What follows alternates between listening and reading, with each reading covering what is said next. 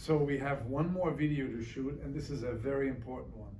The reason I find this so important is because I know what we did over the Christmas break, but we sat together and we said, what is possible in 2022?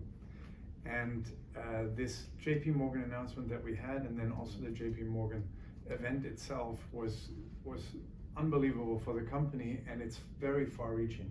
I wanted to take a moment just to ask you, Tom, what do you see in 2022? What are these announcements that we have made?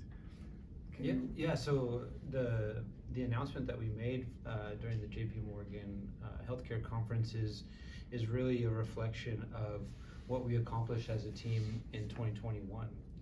And really that was to really understand what menin can do across various tumor types, both liquid and solid. Where do we see the highest level of dependency, and where we should first explore 219. And we did a tremendous amount of work, not only internally to validate it in our research labs, but do all the critical translation work to prove out this is something that we should focus on.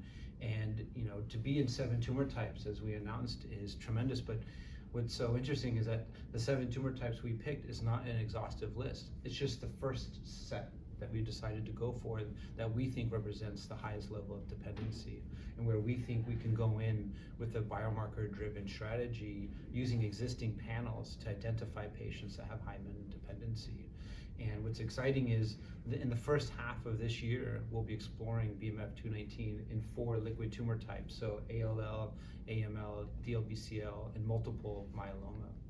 We'll then end the year with the filing of an IND in solid tumors, and first focusing on KRAS activated tumors in 3 tissue types, which are pancreatic, colorectal, and non-small cell lung cancer. Phenomenal.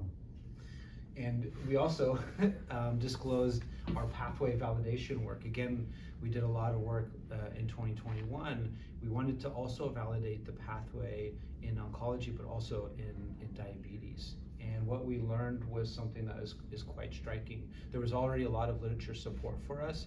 A lot of work had already been laid down to show us, look, this is something that you need to look at a little deeper, and this is something that you should look at with your own program, with your own molecules. And because we think we have a very special covalent irreversible inhibitor in BMF-219, we wanted to really validate it in 2 gold standard diabetes models, the Zucker diabetic fatty rat, and also the STZ rat model, and explore what does a menin inhibitor do. And there we learned that menin acts like the gateway, or a gatekeeper, in the sense of preventing beta cells from turning over, and really resulting in what can happen in terms of progression of a disease like diabetes, where your beta cells lead to a chronic state of exhaustion.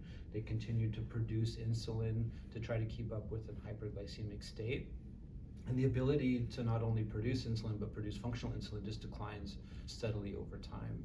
And so what we learned is that a menin inhibitor is doing all the things you would want it to support beta cell function and perhaps recapitulate a new pool of beta cells. And we're going to continue exploring that with BMF-219 and do all the key work this year in the first half to validate that yes, you can do this with a menin inhibitor, and that our irreversible covalent menin inhibitor is leading to not only deep impact on glucose tolerance, but also really understanding the durability, and that we've recapitulated a pool of beta cells. So this would be a finite type of therapy.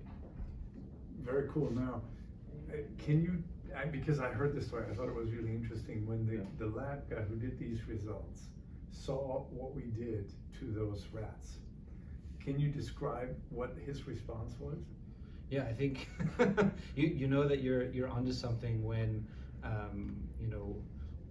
when the project manager calls you and says, look, we see the data. This is the best data I've ever seen in 25 years of running these animal models. And what is the mechanism of action of this molecule? Because I haven't seen this before. And the way that we started to design these studies are ways that you typically don't design, because you don't have the molecule to do it, or you wouldn't look for it. For example, we want to see what's our effect while on treatment, but then we want to see how the effect is maintained without drugs, so complete drug washout.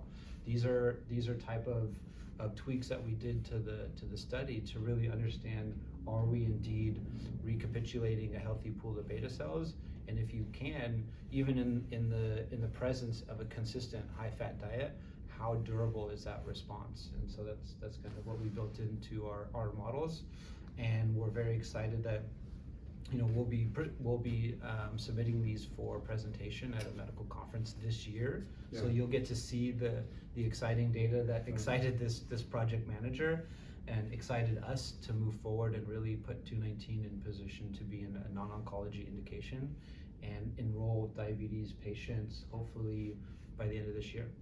Well, that's cool. So diabetes patients, hopefully by the end, that means we have to file a new IND. That obviously depends on FDA's reviews, but we're hopeful. Yep. Do you think, okay, good, so that's one. Then we have, the next one is an IND for solid tumors, as you mentioned earlier. Do you think we can get patients in that, or is that for next year? Yeah, so I think, certainly filing the IND and initiating the study certainly will, we expect to occur in Q4 of this year. And then we have, obviously, AML, ALL, the study has been initiated, and we have DLBCL and multiple myeloma. Yep. And can you just give a little highlight on how that worked? How does the FDA accepted that, and what can we do there? Yeah, I think that, just like us, FDA realizes that, menin's potential in these tumor types can be quite broad, but we have to explore that. We have to prove that out.